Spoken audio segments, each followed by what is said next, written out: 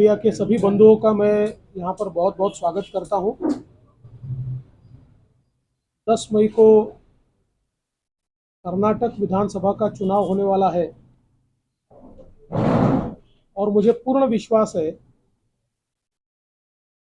कि हमारे आदरणीय प्रधानमंत्री नरेंद्र मोदी जी के नेतृत्व में, मार्गदर्शन में कर्नाटक में बसवराज बोम्मई जी की सरकार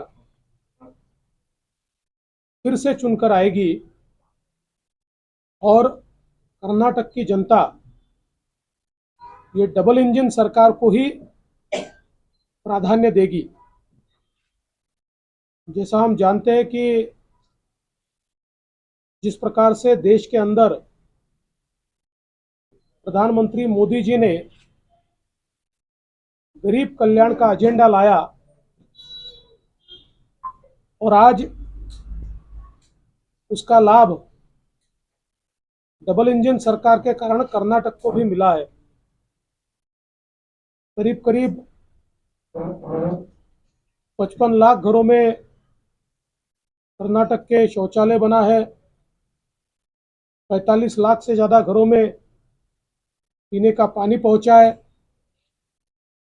25 लाख लोग जो खुद के मकान में नहीं रहते थे उनको मकान, घर मिला है। महिलाओं को गैस सिलेंडर मिला है और हमारे किसानों को प्रधानमंत्री कृषि सम्मान योजना से मोदी जी 6,000 रुपया देते हैं, तो वही हमारी कर्नाटक की सरकार भी 4,000 रुपया से 10,000 रुपया देने वाली यह अनोखी सरकार है। आज कर्नाटक की सरकार ने विशेष रूप से विद्यार्थियों के लिए अलग अलग प्रकार से उनको एजुकेशन मिले, इस दृष्टि से कई प्रकार की स्कॉलरशिप शुरू की है। और हमारी जो बीपीएल की महिलाएं हैं, कॉन्ट्रैक्टर एसोसिएशन ने प्रधानमंत्री जी को भी पत्र लिखा, लेकिन कांग्रेस वाले कहते हैं कि मोदी जी ने उसका रिप्लाई तक नहीं किया, जवाब देने का उनका जरूरी नहीं समझा। इसका मतलब यह है कि वो करप्शन के फेवर में है। क्या बोलते हैं? देखिए, कांग्रेस ने आज तक एक भी सबूत नहीं दिया।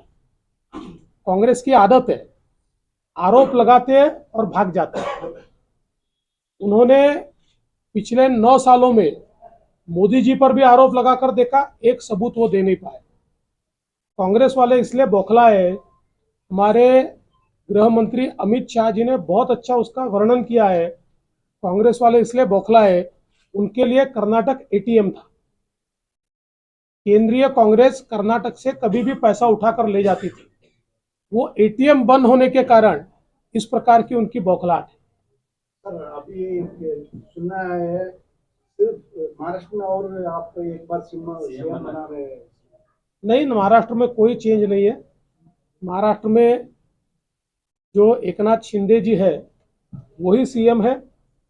चुनाव तक भी वही सीएम रहेंगे। चुनाव भी उन्हीं के नेतृत्व में लड़ेंगे और चुनाव हम जीतेंगे। वरिष्ठ लोग बोल रहे हैं, आप छोड़ दीजिए। आपका कोई अरे भाई, कर्नाटक का पूछिए, छोड़ दीजिए। आप आए पहली बार, इसलिए तो हमें पूछना पड़ा है। चर्चा का विषय लोगों को भी मालूम होना चाहिए। ऐसा है कि मैंने आपको बहुत स्पष्ट बताया। बाकी जो चीजें चल रही है वो चीजें मीडिया में। जी, आप कुछ पूछिए। सर, महाराष्ट्र के बहुत सारे बॉर्डर में जो कनेडी का लोग रहते हैं, वहाँ से वो लोग इधर कर्नाटक में आना चाहते हैं, तो उनको फैसिलिटी नहीं मिल रहा महाराष्ट्र गवर्नमेंट से। आप इसके बारे में क्या बोलते? देखिए, ऐसा कोई बात नहीं है। महाराष्ट्र गवर्नमेंट अपनी फैसिलिटी देती है, कर्नाटक अपनी फैसिलिटी देती है। और जो मुद्दा है वो तो कोई आज का नहीं है, तो आप चुनाव के समय उस मुद्दे को क्यों उछालना चाहते हो? तो कर्नाटक में विमा क्यों जारी कर रहे हैं? मराठी भाषा का नाम। देखिए, वो भी आप जो कह रहे हैं ये हमारी सरकार के समय नहीं हुआ। कांग्रेस की सरकार जब कर्नाटक में थी और कांग्रेस की सरकार जब महाराष्ट्र में थी उस समय हुआ ये। उसका हमने पत्र भी जारी कर दिया है। कर्नाटकमधल्या मराठी भाषिकांना महात्मा फुले जन आरोग्य योजना देण्याचे कारण काय होतं? कारण इथं ऑलरेडी अनेक योजना आहेत। ये मगाशी मी मगाशी पण सांगितलं, हा आदेश जेव्हा कर्नाटकमध्ये काँग्रेसचं सरकार होतं आणि महाराष्ट्रात काँग्रेसचं सरकार होतं तेव्हा निघालेला आदेश आहे. त्यामुळे आज निघालेला आदेश नाही आहे. सरकार बीजेपी का वही बीजेपी का सरकार है यहाँ भी, लेकिन हर नए नए मुद्दे पे फिर बेलगाम का इशू उठाते हैं, जबकि महाजन कमेटी की रिपोर्ट क्लियर हो है कि बेलगाम कर्नाटक का हिस्सा है, तो क्यों बार बार मुद्दा उठाया जाता है बेलगाम का देखिए महाराष्ट्र सरकार के द्वारा? देखिए, ये कोई आज उठा है, ये कोई आज का विषय है, ये तो सालों से चल रहा है और इसके ऊपर सुप्रीम कोर्ट में केस है, इसलिए इसके ऊपर बोलना ठीक नहीं है। सुप्रीम कोर्ट के सामने केस जब चलती है उस समय उसके ऊपर चर्चा करना ये योग्य नहीं होता। सर, विश्व कन्नड़ सम्मेलन बनाए तो आप विरोध करते हैं। बेलगाम में विश्व कन्नड़ सम्मेलन करे तो आप कोई विरोध नहीं है, किसी का विरोध नहीं है। एमएस वाले बेलगाम में करार दिन आचरण देखिए, हम तो बीजेपी है, आप एमईएस को पूछिए, हम तो बीजेपी है। सपोर्ट कर रहे हैं इसके बारे में, ये आरोप है कि आप सपोर्ट करते हैं indirectly। ऐसा है, देखिए, भारतीय जनता पार्टी बेलगांव में चुनाव लड़ रही है और हमारे खिलाफ कौन कौन लड़ रहा है आपको पता है, उनके भी उम्मीदवार है। बॉर्डर के मुद्दे पर अमित शाह जी ने कहा है कोई कर्नाटक और महाराष्ट्र गवर्नमेंट उसके मुद्दे के बारे में कोई स्टेटमेंट नहीं देने का वो ऑर्डर किया, फिर भी आपका सीएम वो बॉर्डर के बारे में बात करता है। देखिए, जो अमित शाह जी के यहाँ तय हुआ उसी के अनुसार दोनों सीएम काम कर रहे हैं, कोई अलग काम नहीं हो रहा है। मुझे लगता है आपके प्रश्न खत्म। 4% रिजर्वेशन के बारे में बात करें, आज सुप्रीम कोर्ट में अटॉर्नी जनरल ने खुद कहा है कि हम लोग 9 तारीख तक हम लोग उसको रिजर्वेशन को इम्प्लीमेंट नहीं करेंगे जो 4% निकाला गया था। इसका मतलब ये है कि कहीं ना कहीं आपको भी डर है कि वो इलीगल है या नहीं? बिल्कुल लीगल है, 100% कानूनन है। संविधान में कहीं पर भी माइनॉरिटीज को या मुस्लिम समाज को रिजर्वेशन नहीं दिया जा सकता। डॉक्टर बाबा साहब आम्बेडकर जी ने जिस समय संविधान तैयार किया था उस समय ये मुद्दा आया था, कॉन्स्टिट्यूएंट असेंबली में इस पर चर्चा हुई थी और स्पष्ट रूप से ये कहा था कि ये रिजर्वेशन धर्म के आधार पर नहीं दिया जा सकता और इसलिए उसी समय कॉन्स्टिट्यूएंट असेंबली ने उसको नकारा था। आज तक जितने बार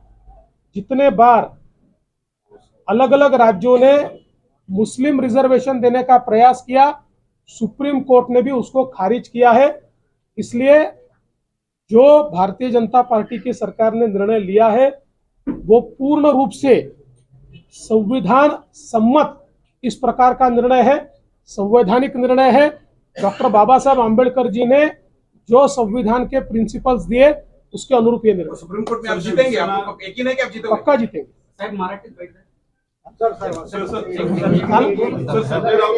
लिंगायत समाज हो, वोकलिंगा हो, इन सभी समाजों के लिए, ओबीसी हो, जिस प्रकार से नए सिरे से आरक्षण देने का काम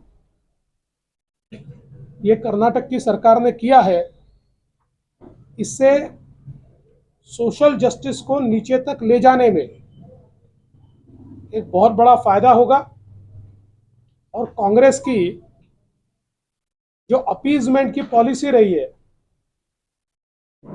केवल माइनॉरिटी अपीजमेंट कर कर चुनकर आना, इस प्रकार की जो उनकी पॉलिसी रही है वो पॉलिसी भारतीय जनता पार्टी को मान्य नहीं है। हम सभी को विकास चाहते हैं, सबको साथ में लेकर जाना चाहते हैं, सबका साथ सबका विकास, ये मोदी जी ने नारा दिया है, लेकिन वोट बैंक की राजनीति ये भारतीय जनता पार्टी नहीं करती और इसलिए वोट बैंक की राजनीति के खिलाफ भारतीय जनता पार्टी ने हमेशा लड़ाई की है। और मुझे लगता है कि जो फैसला मुंबई जी की सरकार ने लिया है वो अपने आप में एक बहुत महत्वपूर्ण इस प्रकार का फैसला है। आज हमारे इस विजयपुर में भी भारतीय जनता पार्टी को बहुत अच्छा समर्थन मिल रहा है। बसंत गौड़ा पाटिल जी जो हमारे बहुत ही सीनियर नेता है और बहुत पॉपुलर है, लोगों में उनके प्रति बहुत प्रेम भाव है। मेरा विश्वास है कि वो तो रिकॉर्ड वोटों से चुनकर आएंगे, लेकिन इस डिस्ट्रिक्ट की जो सीटें हैं वो भारतीय जनता पार्टी के कब्जे में आएगी। भारतीय जनता पार्टी बड़े पैमाने पर इन सीटों को जीतेगी, क्योंकि कर्नाटक का मन बना है कि बीजेपी के साथ जाना है और कर्नाटक के लोग बीजेपी को चुनकर देंगे, ये मेरा विश्वास है। जो आरोप